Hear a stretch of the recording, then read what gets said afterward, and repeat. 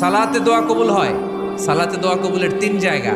একটা হচ্ছে তাকবীরে তাহরিমার পরে আমরা সানা পড়ি না, আমরা তো একটা পড়ি। আল্লাহর হাবিব সুন্নাহ এবং নফল নামাজে আরো পড়তেন সানা, ওই দোয়া কবুল হয়। 2 নম্বর জায়গা সালাতে সেজদায় পড়ে দোয়া করলে কবুল হয়। আকরাবু মা ইয়াকুনুল আবদু মির রাব্বিহি ওয়া হুয়া সাজিদ ফাকসিরু ফীহি দুআ। বান্দা যখন সেজদায় লুটিয়ে পড়ে বান্দা আল্লাহর সবচেয়ে কাছে চলে যায়। কিন্তু বিশ্বনবী বলে সেজদাটা তোমার রবের কুদরতি পায়ের উপরে পড়েছে। সেজদায় পড়ে দোয়া করেন। সালাম ফিরানোর আগে বিশ্বনবী দোয়া করতেন, লা ইউসাল্লিমান্না আহাদুকুম হাত্তা ইয়াতাআওয়াযা মিন আরবা'a।